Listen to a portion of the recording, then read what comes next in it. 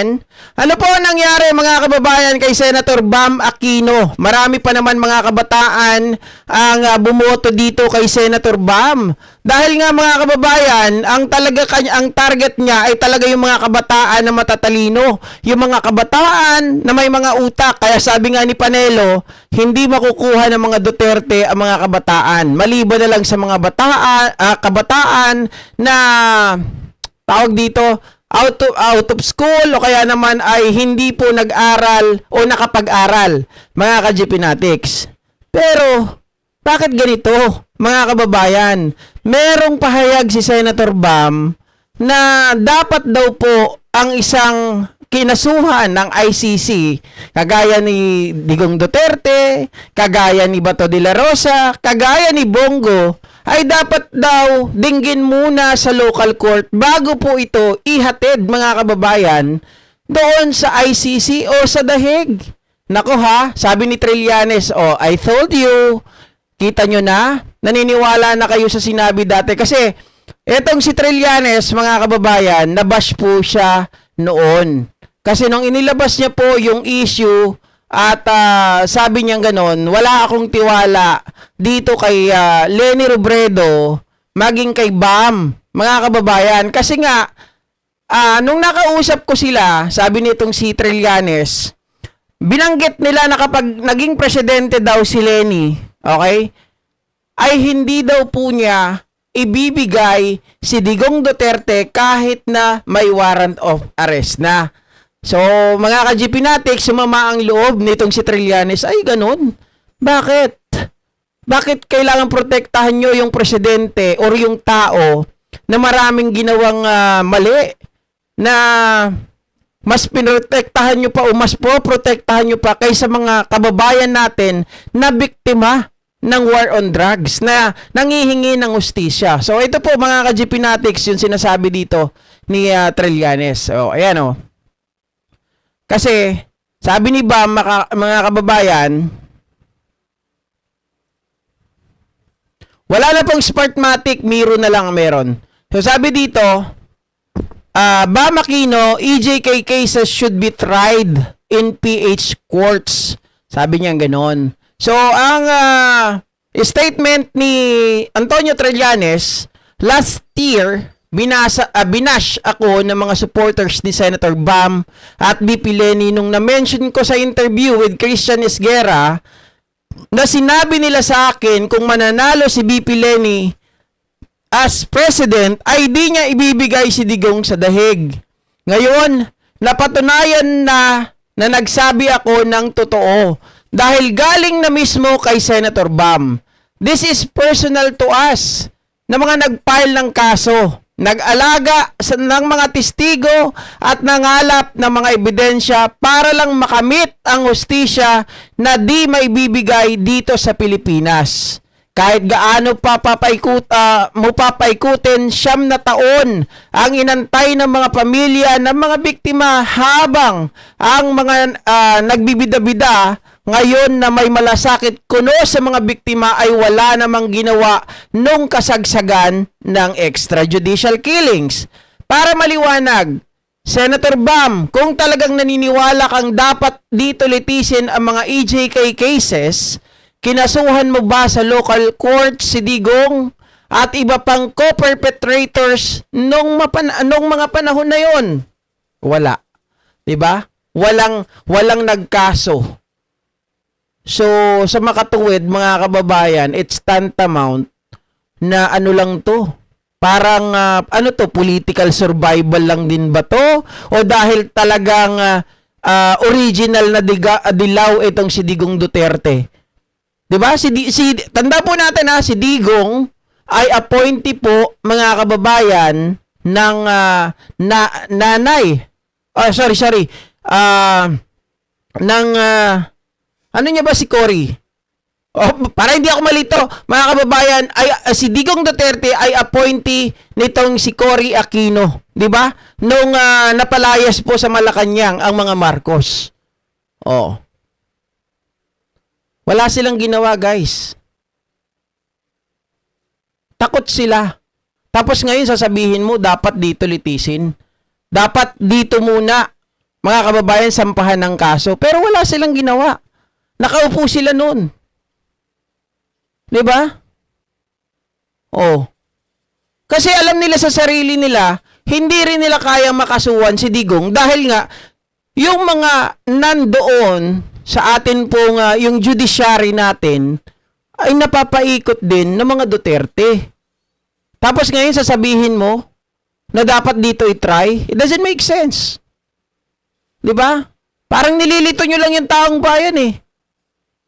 Dahil ba alam nyo natatakbo na si Sara Duterte or talagang kaalyado nyo si Sara Duterte? Mga ka-GPnatics. Kaya sa politika talagang kailangan po maging maging mautak tayo. Sa politika, kailangan po alam natin yung kilos ng mga politiko na to. Dahil yan mga ka-GPnatics, palagay ko umaasa rin ito na si Senator Bam na kapag si Sara Duterte ang naging presidente, para hindi po sila pag-initan, 'di ba? Kumbaga, mga playing safe ba? Oo. Sabi ni Arda yan, kaya kay Sentry lang ako nakikinig. Pero, wag ka, mga ka-GPnatics, meron ako nakasagutan dyan noon, 'di ba? Nung sinabi ni Sentry yan at kinontent natin, sabi ba naman sa akin ng mga, mga kakampings, sabi ba naman sa akin ng mga kakampings hindi totoo yan, huwag kayong maniwala kay Trillanes. Ayun, lumabas na yung katotohanan na totoo yung sinasabi ni Trillanes.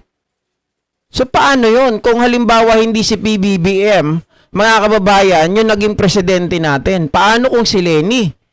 'Di ba? Ibig sabihin yan, kung si Leni ang naging presidente natin, si Digong nandito pa rin, hindi po natin nabigyan ng hustisya yung mga kababayan natin. Pangalawa, baka mamaya mga ka-GPnatics, kung si Leni ang naging presidente, baka mamaya napapaikot na, o kaya naman ay natanggal na sa pwesto nila Sara Duterte. 'Di ba? Kung si Leni ang nanalo. Kasi hindi niya ipapadala sa dahig eh. Wala silang balls. Sa bagay, babae. Wala namang balls yun. Pero, mga ka-GPnatics, nakakadismaya. 'Di ba? Na itong mga ito, isipin po natin kung ito ay ididikit natin sa sitwasyon dati. Itong mga taong ito, galit sa pinaggagawa daw di umano ng mga Marcos. Dahil sila po, mga kababayan, lumabag daw sa batas ang mga Marcos. Marami daw mga taong pinapatay. Marami daw kinawawa nung panahon ng martial law, sabi nila. Pero kung iisipin natin, ano bang mas malala? Martial law o nung panahon ni Duterte? 'Di ba? Nung martial law, mga kababayan, kung ikaw naman ay taong law-abiding citizen, okay lang, walang problema sa'yo. Pero kapag ikaw ay pasaway, doon ka magkakaproblema. Nung panahon ni Duterte, mga kababayan, kahit matino ka, 'di ba? Napapatay. Kahit bata ka, wala kang kinalaman sa droga, napapatay. Dahil nga po, mga ka-GPnatics, ito po ay naabuso. Tama? So doon, walang due process.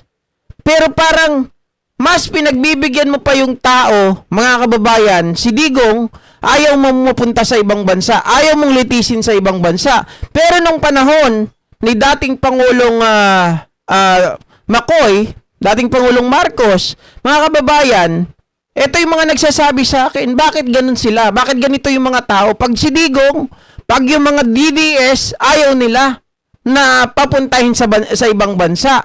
Samantalang si Pangulong Macoy, si Marcos Sr. ay pinadala sa Hawaii. 'Di ba? Sa Hawaii. Ganito ba tayo na kailangan selective? Ganito ba tayo na kailangan may pinipili palagi? Hindi ko nga malaman kung bakit ganito ang nangyayari sa Pilipinas. 'Di ba? Maraming mga mapagbalat kayo, maraming mga tao, mga kababayan na mapagkunwari. Sa mga ihirit naman na ideally ang sinabi mo, maliwanag sa sinabi nyo sa akin nung campaign nung 2022 na hindi nyo ipapadala si Digong sa dahig kahit may ICC warrant of arrest. Besides, alam namin natin ang justice system dito ay far from ideal, lalo na sa mga makapangyarihan. So para saan ang statement mo? Papogi lang sa mga DDS at the expense ng mga nagsakripisyo? That's so insensitive and so unfair. Sabi ni ni Sentry, mga kababayan. Yan sabi dito na papogi lang sa mga DDS. So parang ang dating sa akin, papogi lang ba kay BP Sara Duterte na baka mamaya makalusot bilang presidente sa 2028? Diba? Oh. Hindi maganda, mga ka-GP Natics. Lalong-lalong ngayon, akala natin ang mga sila Senator Bam, sabi ko nga sa inyo kahapon hindi malayo mga kababayan, dun sa majority, may kumampi kay BP Sara Duterte. Diba? At dun sa minority, may kumampi papunta sa majority. Baka magpalitan, mga kababayan na mga member. Dahil sa nangyayari na to. Nakita nyo ang takot? Ito ay pagpapakita ng takot, hindi lang ito political survival. Diba? Hindi lang ito basta political survival. Ito po ay isang pamamaraan, mga kababayan, or nagpapakita ito ng takot na maaring pag nanalo si Sara, para ligtas kami. Ganon. Sabi ni Ma'am Irene, marami ang balimbing at ulupong. Kaya nga alam mo, mabuti pa si Senator, kahit galit na galit ako dati kay Kiko Pangilinan, mga ka-GP Natics, dahil doon sa kanyang ginawang batas, di ba? Yung juvenile law, asar ako doon, mga kababayan. Pero, sa totoo lang, ngayon, kahit papano, gusto ko na rin si Senator Kiko. Bakit gusto ko si Senator Kiko, mga ka-GP Natics? Siya lang naman ang matapang, isa sa mga matapang na humaharap dito kay Marcoleta, na hindi po nagpapatinag, di ba? Alam natin, mga ka-GP Natics, hindi man niya dinadirekta si Marcoleta, pero talagang lumalaban, nakikipagsagutan.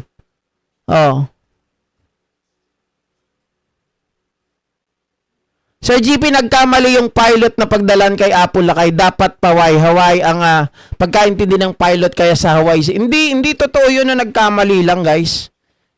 Talagang, yan, dyan talaga yun. Plinano nila yan.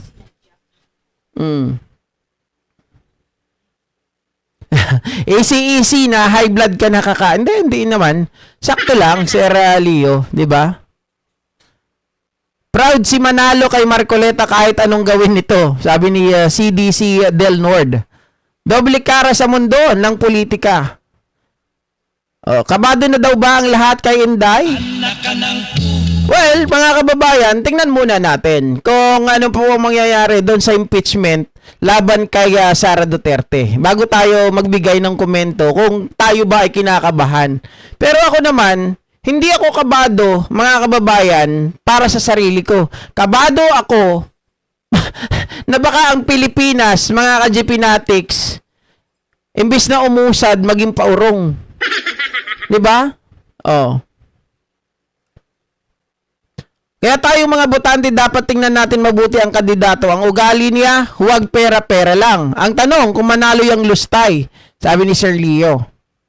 Dapat talaga, unicameral na lang ang form of government, Chacha dapat i-consider na. Mas pabor ako kay Kiko, si Sen Bam, may pagkaberde yan. Dilaw yan Yan talaga mga ka-GP Natics, original na dilaw. 'Di ba? Dilaw talaga sila nakaganon yan laban, 'di ba? Kahit si Digong. Kaya palagay ko, isa rin sa mga paraan or isa rin po sa mga dulot ng tinatawag nila ng utang na loob. Kasi ang lola nitong si Senator Bam, mga kababayan, ay si Cory, na kung saan siya po ang nag-appoint kay Digong. Mga kababayan, di ba?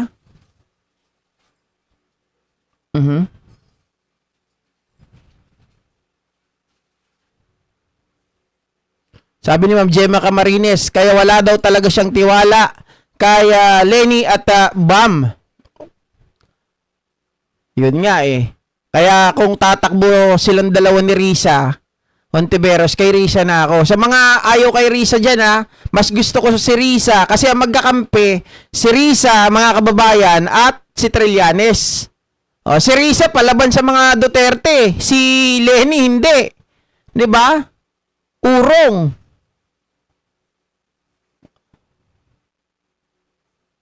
Para sa akin lang ha, si BBM lang yata ang politician na tumakbo pero walang bahid ng paghihigante, lalo na sa nangyari sa tatay niya, sabi ni Ma'am Anal. Excuse me. Abado ko kay Sara, kawawang bansa pag yan ang naging presidente. Walang laman ng utak, pabor sa tsekwa, kawawang bansa. Ang magpapatakbo lang dyan sa kanya, kay Sara sigurado mga kababayan, yung mga nasa paligid niya. 'Di ba? Walang sariling desisyon yan. Paano niya patatakbo? Magiging Cory 2.0 yan. Magsisiman tayo, huli na, nanalo na si Marcobeta, ang bobo yun, yung mga bumoto kay, kaya nga eh. 'Di ba? Sir Don Pulube, yung mga bumoto kay Marcoleta, yun talaga yung ano, yung mga nagpautuba. Dami niyan. Yung iba kamag-anak ko. Ka-GP Natics. Ano pa, proud pa sila eh. Oh, subukan natin. Nakita ko sa post nila oh. Oh, subukan natin. Baka mamaya yung ano natin, yung kuryente natin libre na. Walang iyak akong ganun. Kahit na sabi ko maabot nyo yung less than 2,000 na bill. Hindi pa rin kayo ano niyan eh. Hindi pa rin kayo hindi pa rin matutupad ni Marcoleta. Saan siya kukuha? Mga kababayan, subsidy? Oh, mabuti sana kahit nga yung sahod niya, hindi yun kakasya eh. 'Di ba? Tama ka, paano kung kalaban natin ng Smartmatic? Magkaisa tayong lahat, loyalista at pinklawan kahit anong mangyari. So GP, kung manalo si Sara, what will happen to our country? Tinatanong pa ba yun, Sir Danny Taling? Alam natin kung anong mangyayari sa ating bansa. 'Di ba? Sigurado, mga kababayan, kung worse si Digong Duterte, may mas worse si Sara Duterte. At baka mamaya mangyari na yung inaasahan na tayo ay maging probinsya na ng China. Wala na tayong sariling kasarinlan at wala nang demokrasya sa atin. Bawal na magsalita laban sa gobyerno. Pag nagsalita ka laban sa gobyerno, tsugi ka.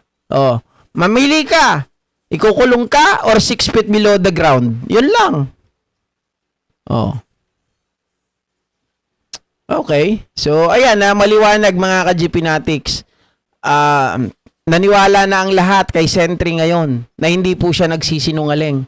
So, nagsabi sa akin, o na wag laging maniwala kay Sentry, mga ka-GP Natics, ako pag ang isang tao nakita ko na, no, mas yung intuition ko na yung kanyang sinasabi ay totoo, mas paniniwalaan ko yun. Kaya nga inilaban ko si Sentry dati. Mga kababayan, lahat ng halos ng sinabi ni Sentry ay nagkatotoo. Maging yung mga tao na kasama sa ICC, yung mga tao na lalabasan ng warrant of arrest, yung si Digong kung kailan lalabas yung kanyang warrant of arrest, halos lahat yun nagkatotoo. Mga kababayan. Ang inaantay ko na lang talaga yung kay Sara Duterte. Yep, walang kalayaan, walang demokrasya, walang Kristyanismo pag nasakop tayo ng China. Okay. So, ito naman ang pag-usapan natin ngayon, mga ka-GP Natics. Okay, pag-usapan natin si Nyelnyak.